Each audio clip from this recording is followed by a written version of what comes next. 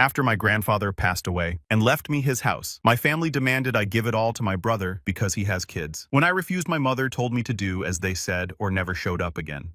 My family's been playing favorites my whole life, and guess who wasn't the favorite? Yeah, I kept my head down, built my own life until an inheritance made them lose theirs. But I should start at the beginning. I'm 31 and I've never been the favorite. That title has always belonged to my older brother Colin, 36, married, 4 kids, and the owner of 3 fitness franchises called Peak Performance. He posts his quarterly revenue like it's a public service announcement. He gave my parents grandkids, which makes him untouchable. Me. I'm a municipal code inspector. $54,000 a year to crawl through attics, measure setbacks, and make sure buildings don't fall on people. Not glamorous, but honest. I worked graveyard security through my 20s while getting certified, living in roach-friendly studios and counting quarters for laundry. When Colin was 28, my parents loaned him $70,000 to start his first gym. No interest. When I asked for $3,000 to cover certification fees, Dad acted like I'd asked him to donate a kidney. Learn self-reliance, he said. Funny how that lesson never applied to Colin. My grandfather, Ben Cross, was mostly a stranger. Lived a couple hours north in Riverside, sent birthday cards with a crisp 20, showed up at 2 or 3 holidays quiet, usually reading the paper. I assumed he didn't care much about any of us. I was wrong. The call came on a Tuesday in March. I was sitting in my truck finishing a sandwich between inspections when an unknown number lit up my phone. Mr. Cross, this is Robert Kellerman from Kellerman & Associates in Riverside. I'm calling regarding the estate of Benjamin Cross. My sandwich froze halfway to my mouth. Sorry, what, your grandfather passed away last Thursday? I'm the executor of his will. You're named as the primary beneficiary. Traffic kept moving. The radio played something forgettable, but my world narrowed to those words. Primary beneficiary. Me, not Colin, not shared. Primary beneficiary of what I asked. The property at 422 Birch Lane is being transferred to you pending probate. You also inherit his investment portfolio. Your brother Colin receives the recreational vehicle. The will contains a strict no-contest clause. I stared at the steering wheel. My hands shook slightly. How much in investments? $267,412 and change. $250,000 plus a house left to me by a man I barely knew. Why me? There's a letter addressed to you, Robert said. It should arrive tomorrow, but I should tell you your mother already contacted my office. She's upset. Of course she is, I muttered. Mr. Cross, he added, voice lowering. Document everything from here on. Dates, times, messages. Inheritance disputes can escalate quickly. That should have been my first warning. My phone rang again the moment the call ended. Mom. No. Hello. So the lawyer called you too. Her voice was tight, controlled, the sound she made right before she exploded. This is unbelievable, Garrett. Colin has a family to support. You're single, living in a 1-bedroom apartment. This distribution makes absolutely no sense. There it was. Not 10 minutes after learning her father had died, and she was already furious about money. I didn't ask for any of this, I said. But you're getting it anyway, she snapped, and you should think about what's right. Your brother has responsibilities. You have nobody depending on you. That word nobody hit harder than I expected. I'll talk to the lawyer, I said, keeping my voice even. You think long and hard about the kind of man you want to be. Click. 10 minutes later, Colin texted, no condolences, no emotion beyond entitlement. We need to talk. This is messed up and you know it. Call me ASAP. I stared at it, thinking about every year I'd spent in his shadow. Then typed, he made his choice. I'm respecting it. Blocked his number, forwarded the exchange to Robert. All family contact goes through you now. Mom called again. Dad called from Ashley's phone. Aunt Patricia. 5 calls in 10 minutes. I powered the phone off. That evening, I drove straight to my girlfriend Jess's apartment. We'd been dating 8 months. She opened the door, took one look at my face and said, "What happened?" My grandfather died, I said. Left me a house and $250,000. My family is losing their minds. Good for him, she said immediately. Come in. That's Jess. No sugarcoating, just truth. As I told her everything, she stirred. Pasta sauce, brows furrowed, but calm. So my mom texted me, Jess said finally. Your mom called her, asked if I could talk some sense into you about being generous with family. You're joking. No. I told her you don't need sense, you need distance, and not to involve me in her emotional hostage negotiations ever again. Despite everything, I laughed. They're going to make this hell. Probably, she said, setting a bowl in front of me. But you're not who they think you are anymore. You don't owe them the version of yourself they're used to. She looked at me for a long moment. What do you want to do, Garrett? Forget them. Forget expectations. What do you want? I didn't even hesitate. Keep it, I said. All of it. He chose me. Jess lifted her glass. Then, here's to Grandpa Ben, a man with excellent judgment. I clinked mine against hers. For the first time that day, something in me unclenched. The courier arrived Wednesday morning at 7:45. Big padded envelope signature required. Inside, an inch of legal documents, and at the bottom, a single sheet of yellow legal paper with my name written in shaky cursive. I sat at my kitchen table and unfolded it.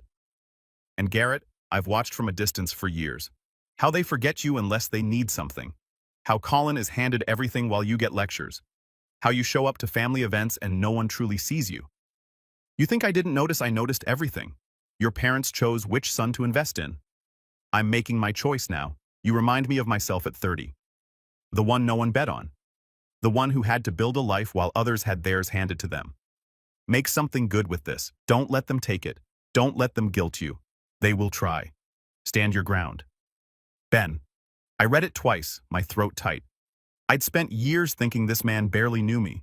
Turns out he saw me more clearly than my own parents ever had. Every ignored accomplishment. Every time I sat invisible at the far end of a dinner table while Colin was showered with praise. Grandpa had been there in the corner, quiet, watching, remembering. Jess came over during her lunch break. I handed her the note. He saw it, she whispered. All of it. The house was fully paid for. The portfolio steady conservative, the no contest clause highlighted in yellow like a warning flare. Colin got the RV, maybe $48,000 on a good day. He would see that as an insult, not a gift. Friday evening, my cousin Tyler called. He didn't usually involve himself in family messes. They're planning something, he said. Family meeting Sunday, 2 p.m. They can meet without me. They're already saying if you don't show up, you're being unreasonable. They're building a narrative, man. I knew that game too well. Silence would become guilt. Absence would become confession. I'll go, I said. But I'm not going alone. Good. Bring Jess. They act different when there's a witness. Jess agreed immediately. We go together or not at all. Sunday at 2, we pulled up to my parents' house. 5 cars already crowding the driveway. Colin's Escalade, Ashley's minivan, Aunt Patricia's sedan, Uncle Mark's truck, Tyler's Civic, a full audience. Ground rules, Jess said before we walked in. You say your piece once. No defending yourself. No debating. No spiraling. If they pile on, we leave. And if they block the exit? She didn't even blink. Then I call the cops and say we're being held. But they won't. Bullies only get physical when they think you're alone. I believed her. Mom opened the door before I knocked. Church dress, tight smile, cold eyes. Garrett. Jessica. Jess nodded politely. Mrs. Cross. The living room looked staged. Everyone arranged in a semicircle around the empty love seat waiting for us. The coffee table stacked neatly with printed pages. A pen placed dead center like a signature was a foregone conclusion. Mom slid the papers toward me. This is a redistribution plan, she said. A fair arrangement. I picked up the top page. Jess read along. Cross-family estate redistribution proposal. Investment split, 60-40 to Colin. House transferred to Colin for family housing stability. RV to me as compensation. A notary block waited at the bottom like a trap. Jess let out a short, humorless laugh. You're kidding. This is about doing what's right, Mom said, glaring at her. Colin has children. Garrett has worth. Jess shot back, which you seem to forget. The old man wasn't thinking clearly. Colin said, arms crossed. $250,000 to someone with no dependents? Be serious. That word again, dependence, as if having kids entitled him to everything. Grandpa was evaluated by 2 doctors when he updated his will, I said. He was competent. We're not talking about lawyers, Dad said. We're talking about family. Family, I repeated. Like when Colin got $70,000 and I got a lecture for asking for 3. Mom flinched, then recovered. That was different. How I asked. Ashley chimed in, tears at the ready. My kids are confused. They don't understand why their uncle wants to hurt them. I'm not hurting anyone. I'm just keeping what was given to me. That's selfish, she said. I stood. Jess rose with me instantly. I'm not signing this. The will is valid. This conversation is over. Sit down, Dad snapped. Command voice, the one I obeyed as a kid. No. If you leave, Mom said, voice shaking with anger, don't expect to be welcomed back. I met her eyes, saw the message behind them. Choose them or lose them. I'm just accepting what you already decided, I said. A long time ago. You're breaking this family apart, Colin said, standing face reddening. Then maybe, I said evenly, you should have planned your finances better. The room froze. I turned and walked out. Jess followed without looking back. At the car, my hands shook from the adrenaline. Jess touched my shoulder. You did exactly what you needed to do. Half an hour later, Tyler texted, that took guts. Proud of you. Also, they're talking lawyers. I forwarded everything to Robert, including photos of the so-called redistribution plan. His reply came fast. Send me all documents. Do not respond to them directly. I'm filing a preemptive cease and desist in the morning. For the first time since this began, I felt the ground shift just a little toward me. The first sign of escalation came Tuesday morning. An automated email from the Postal Service confirming an address change request for 422 Birch Lane forwarded to Colin's house. I called Robert immediately. He's trying to intercept your mail, Robert said. File a fraud report with the postal inspector. I'll issue a cease and desist. I drove to Riverside that afternoon, 2 hours through quiet hills and into a neighborhood of older ranch homes. Grandpa's house looked the same as the photos. Tan siding, white trim, a huge oak out front, but the mailbox now had a brand new padlock. My stomach sank. I walked the perimeter. Fresh scratches around the back door lock. Someone had tried to get in. A screen door opened next door. A woman in her 60s eyed me cautiously. Help you, I'm Garrett Cross. I inherited this house from Ben. Her posture softened. Oh, Ben's grandson. I'm Helen. Did anyone come by lately? She hesitated. A man showed up Saturday. Said he was Ben's son and needed paperwork. I told him I'd call you first. He got irritated and left. She glanced down the street as if expecting him to return. That was my brother, I said. He has no access. If he shows up again, call the police. Helen nodded. Ben mentioned you, you know. Said you had a good head on your shoulders. Anything else? She lowered her voice. Your parents gave your brother a key years ago for emergencies. Ben hated it, but didn't have the strength to fight. Of course, Colin had believed he owned this place long before it was mine. I called a locksmith. Then I went straight to the Riverside police station and filed a mail fraud report. The officer asked if I wanted to issue a trespass warning. Yes, I said. Absolutely. By late afternoon, every lock on the property had been replaced. I scheduled a full camera installation for Friday. Thursday morning, my supervisor, Rick, called. Garrett, someone phoned the office asking about your job performance. Said you might be unstable. My chest tightened. Who? No name. Sounded personal. Family inheritance dispute, I said. They're trying to discredit me. Rick sighed. Just keep me looped in. I've got your back. I called Robert. He added it to the growing file of harassment. Friday cameras went in. 6 total with motion alerts and cloud storage. While the installers worked, I got another call. A stranger's voice introduced himself. Frank Delaney. He lived 3 doors down. Helen said you might need help. He explained he was a retired cop who had kept an eye on Grandpa's place. I saw your brother snooping around last weekend, Frank said. Took photos, plates. Figured you'd want them. I did badly.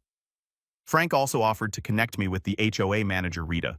She would later tell me she couldn't patrol, but she'd document anything neighbors reported. By the time I drove home that night, the early signs of a siege were undeniable. At 2 a.m. Saturday, my phone buzzed. Motion alert. Jess stirred beside me. What is it? I opened the camera feed. Colin stood on the front porch with another man carrying a tool bag. They're trying to break in, I whispered. Jess sat up instantly. Call the cops. I already was.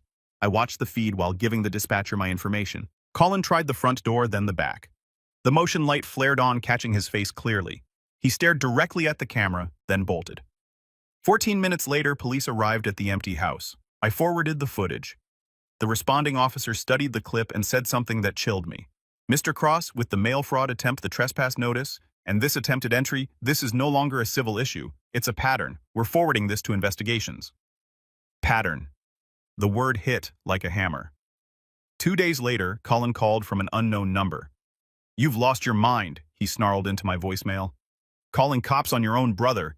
Everyone's going to see how crazy you are. This won't end well for you. I archived it. My phone buzzed immediately again. New number, Uncle Garrett. It's Maddie. Dad said you stole our house. Mom's crying. Did you really Colin's 12-year-old daughter? My chest tightened. They were using the kids now. I screenshotted it, saved, it didn't respond. More followed over the next 2 days. Different numbers, different kids, same script. I stored every message, but each one felt like a punch. They had no idea they were being weaponized. The week blurred, one violation bleeding into the next. Wednesday, Robert called. We have a problem. Colin filed a quit-claim deed with the county. He attempted to transfer the property to himself. Forged your signature. Heat surged up my spine. What? The recorder spotted a fake notary stamp. They turned it over to investigators. This is felony fraud. I'll file supporting reports today. An hour later, investigator Mendez from the county recorder's fraud unit called. Mr. Cross, we've opened a formal case. Did you sign that deed number? Good. That makes this straightforward. He asked for everything. Signature samples, footage, trespass reports, texts, voicemails. To be blunt, he said this kind of forgery usually comes from relatives who assume consequences won't apply. But they will. My throat tightened. We'll be interviewing your brother shortly. If he lies, we'll document that too. Thursday afternoon, Frank called again. A county investigator stopped by. Wanted to confirm I'd seen your brother trespassing. I gave him the photos, dates, everything. Before hanging up, he paused. Garrett, I know how this goes. People don't forge documents unless they feel entitled, and they don't stop when they're caught. Be careful. Your brother's cornered. Cornered people do stupid, dangerous things. The social media campaign started Monday. Jess showed me the posts. Vague prayers, mental health insinuations, all of it. The next day, a woman from church cornered me outside the grocery store. Garrett, honey, we're all praying you do the right thing. Your parents are such good people. They're hurting so much. I pulled my arm back gently. Thanks for your concern. It's just money? Family is forever. I didn't engage, just left, but it stayed with me. The whispers, the judgment, the assumption. Tuesday. Tyler called with an update. He sounded nervous, like he was calling from somewhere private. My mom's on my ass about talking to you, but you should know Colin's business is in trouble. SB, a loan default. He missed 3 payments. The bank sent a notice about foreclosure proceedings on the gym equipment. That's probably why he's going nuclear on you. How bad, I asked. Bad enough that he's been hitting up everyone in the family for loans. My mom gave him $5 grand last month. He hasn't paid it back. That night, Jess came over. She looked tired. My family's been calling. Your mom reached out to my aunt, asked her to talk to me about helping Garrett see reason. I'm sorry. It's not your fault, I said. But I'm not going to lie, Jess. This is hard. Having my family question my judgment, having your family treat me like I'm some kind of home wrecker. She sat down heavily. I didn't sign up for a war. You can walk away, I said. I wouldn't blame you. I'm not walking away, she said, but I need you to understand what this is costing, not just you. Friday. I got called into Rick's office. He looked uncomfortable. Someone sent an email to HR anonymously. Said you've been making concerning statements at work about family members. Implied you might be unstable. That's bullshit, I said. I know, he replied, but HR has to follow protocol. They want to meet with you Monday. Bring any documentation you have. Robert drafted a letter for HR explaining the situation. Monday, I sat in HR with Rick present.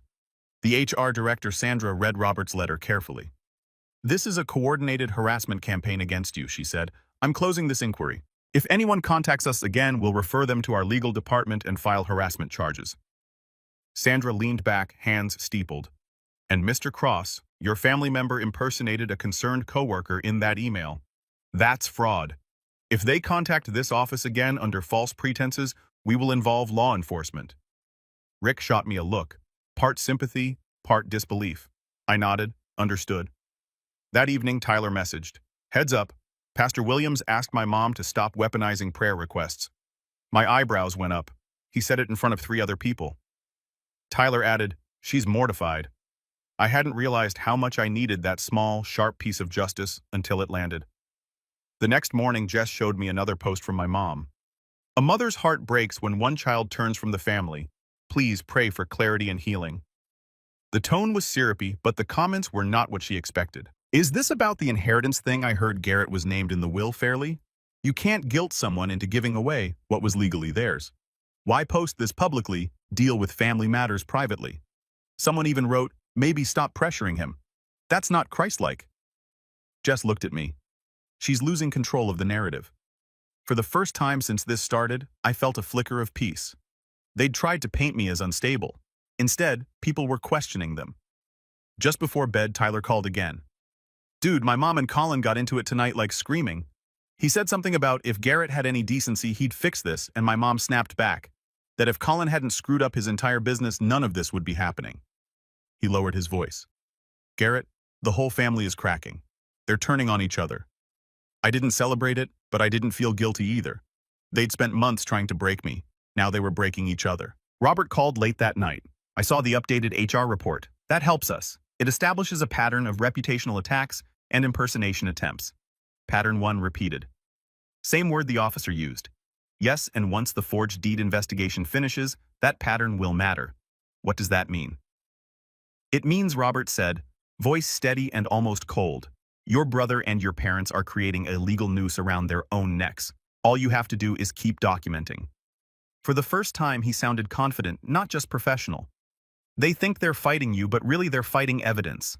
I started renovation later that spring. Took 3 weeks off work, used my saved vacation time, drove up to Riverside, moved into the house even though it was half furnished and smelled like old carpet. Being there felt strange, walking through rooms Grandpa had lived in, touching things he'd touched, trying to connect with a man I'd barely known but who'd somehow known me completely. Jess came up on weekends. First Saturday, we ripped out the kitchen cabinets together. This is therapeutic, she said, prying off cabinet doors. Destroying something that's yours. Helen came over with sandwiches around noon, sat on the back porch with us, told us stories about Grandpa. He used to feed the birds every morning 6:30 like clockwork. He'd sit out here with his coffee and a book. Very peaceful man. I barely knew him, I admitted. He knew you, she said. Showed me a photo of you once. You were maybe 25 wearing a work uniform. He said you reminded him of his younger self. Said you were steady. That word stuck with me. Steady. The renovation was slow, physical, satisfying.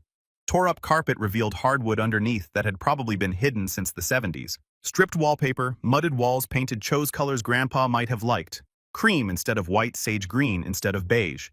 YouTube was my teacher. Trial and error, my method. I made mistakes. Painted myself into a corner twice. Literally cut a piece of trim 6 inches too short. Broke 2 tiles trying to figure out the spacer system.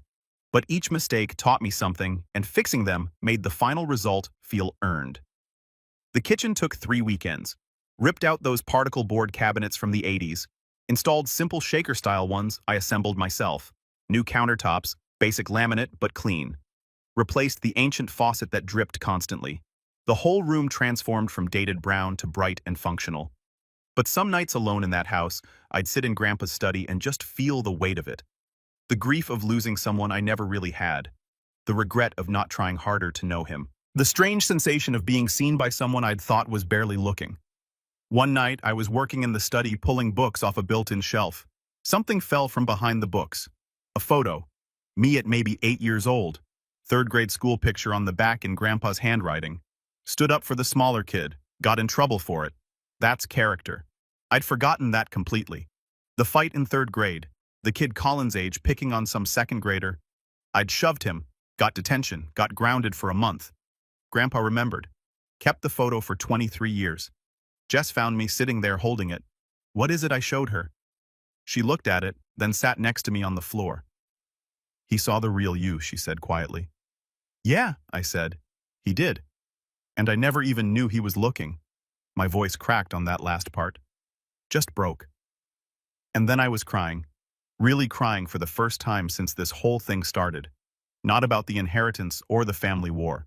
About losing someone who'd seen me when I thought I was invisible. Jess just held me. Didn't say anything. Just let me grieve. Work continued. I hired a contractor for the major stuff, plumbing and electrical, but did everything else myself. Installed new flooring, rebuilt the back porch, replaced light fixtures. Early one morning, as I was hauling debris to the driveway, my phone buzzed with an unknown Riverside number. Mr. Cross, this is Investigator Mendez. Quick update. We're close to finishing our review of the deed. I may need you to come in soon to identify signatures formally. His tone was clipped all business. Is that bad? I asked. For the person who filed it, he said. Yes, he paused. And Mr. Cross keep documenting. Patterns matter. Then he hung up. I stood there in the driveway holding a trash bag listening to the hum of cicadas. The world was ordinary quiet, but somewhere behind that quiet something heavy was starting to tilt. One Friday evening, I was painting the living room when someone knocked. I looked through the window. Colin, alone. No truck. Must have parked down the street. Smart. Didn't want neighbors calling in his plates again. I didn't open the door. Just pulled out my phone, started recording through the window. He was wearing jeans and a t-shirt, hands in his pockets, trying to look casual, but his shoulders were tense, jaw tight. He knocked again.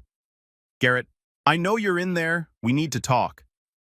I opened the door but stood in the frame. Didn't let him in. Phone recording in my pocket. The evening air was warm crickets starting up in the woods behind the house. You're trespassing, I said. There's a formal warning on file. I'm your brother, he said. Voice strained like he was working hard to stay calm. Can we please just talk like adults? About what? About this. He gestured at the house, the yard. Everything. About the insanity of what's happening. You're really going to destroy our family over a pile of wood and nails. I'm not destroying anything, I said. I'm living in the house my grandfather gave me. I have 4 kids, Garrett. There it was again. The same argument he'd been making for months. You have nobody. You keep saying that like it matters, I said. My voice stayed level calm. Like having kids makes you more deserving of someone else's property. His jaw clenched, face getting redder. It should matter. You're punishing innocent children for something that had nothing to do with them. No, I said. I'm just not responsible for your financial decisions, your business loans, your expansion plans, your lifestyle. None of that's on me. You're going to regret this, he said. Not quite a threat, more like a prediction, like he was warning me about something inevitable. Maybe I said, but it'll be my regret, not yours. Now get off my property before I call the police. He stared at me for 5 seconds, then turned and walked to the street, hands still in his pockets, shoulders tight. I called Riverside PD anyway, reported the violation. They said they'd follow up. That night, alone in the house, I sat on the newly finished back porch, beer in hand, looking at the woods behind the property. The air was cool, stars starting to show. I could hear the highway in the distance, cars heading somewhere else. My phone buzzed. Transfer app notification? Account balance showing. Probate had cleared. The money was finally legally mine. No more pending, no more waiting, no more maybe. Just there. Real. Undeniable. 267,000, one button press, I could split it, make peace, make them stop, end this war that had cost me a year of sleep and most of my family relationships. My finger hovered over the transfer screen. All I had to do was type in Colin's account info, hit confirm, watch the numbers move. Then I locked the phone, set it down on the porch rail, took a drink of my beer, and watched the trees sway in the breeze. Because peace with them meant erasing myself. Meant admitting that being the overlooked one was my permanent job. Meant agreeing that my life counted less than Colin's, and Grandpa hadn't given me this so I could disappear again. By late summer, I officially registered the property as a retreat center, filed the paperwork downtown, got the proper LLC designation, business insurance, occupancy permits. Did it right because I'm a code inspector and I know how things should be done. Made sure every exit sign was regulation, every smoke detector was up to code, every permit was current. The Benjamin House Retreat Center. Small operation, nonprofit status. Designed for creative professionals who needed space to work without distraction. Maximum 8 participants per session to keep it intimate and focused. Jess helped design a simple website. Photos of the house, the workspace, the grounds. One page explaining the mission, providing sanctuary for those whose work was overlooked. Another page with pricing. Reasonable rates that covered costs but didn't turn anyone away.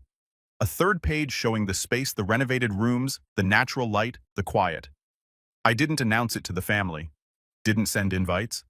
Just made it exist and let it speak for itself. Tyler texted me. Saw your website. That's brilliant, man. In early fall, Jess had an idea. What if you made a short video, not for revenge, for closure? Document the transformation, the story, the reason behind it. We filmed over 2 weekends.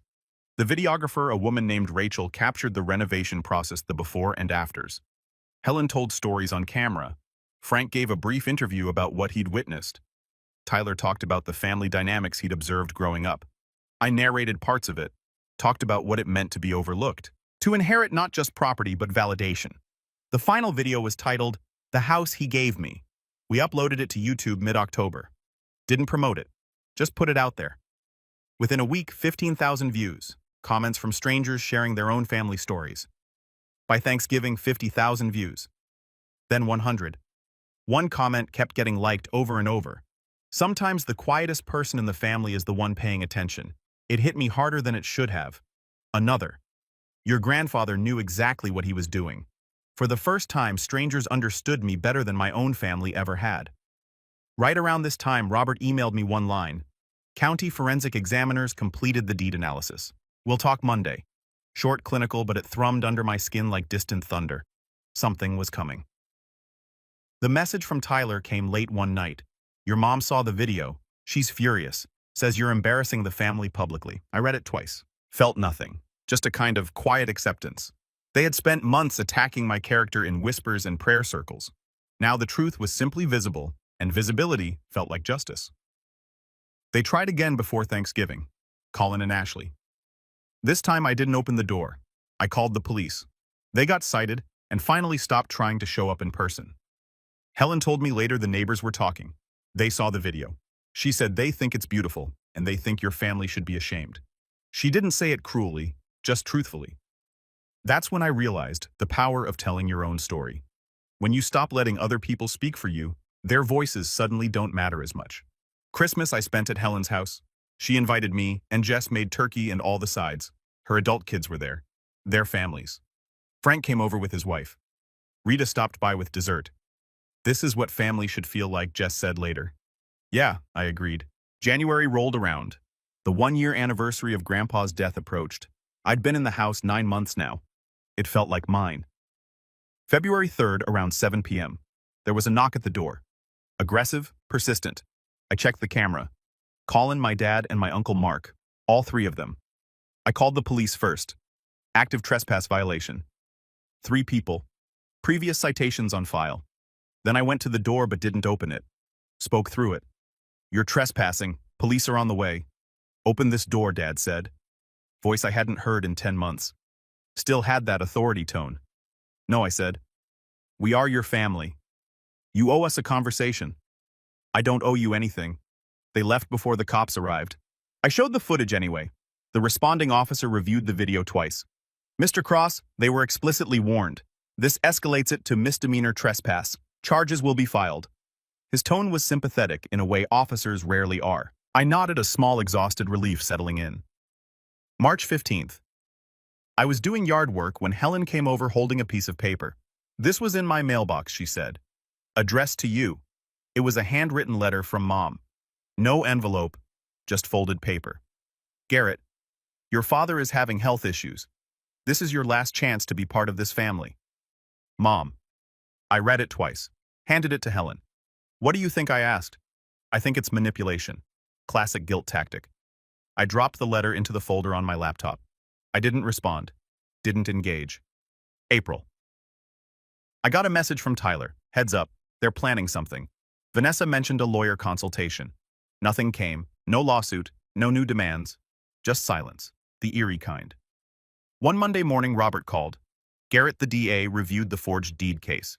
Your brother will be charged with 1 count of filing false instruments and 1 count of attempted fraud. My parents, I asked. They were interviewed, Robert said. They attempted to corroborate Colin's story, but the signatures, timestamps, and surveillance footage contradicted everything. The DA decided not to pursue charges against them, but the report does not look favorable. I didn't feel joy. Just a deep, steady validation. Finally, someone in authority saw the truth. Well over a year after Grandpa died, the video had climbed into the hundreds of thousands. A couple of local blogs reached out. I said no. I was sitting on the back porch with just sunset coming through the trees when my phone rang. Unknown number. I almost didn't answer. Hello, Garrett. It's Colin. I stayed quiet. Let him talk. I need help, he said, voice different. Defeated. Ashley left me. She took the kids. The business is gone. Bankruptcy. I've got nothing. I'm sorry to hear that, I said, and I was. I know I messed up. Everything with the house, the inheritance, the way I acted. I took it out on you. The forged deed. The cops. Using the kids. I know it was wrong.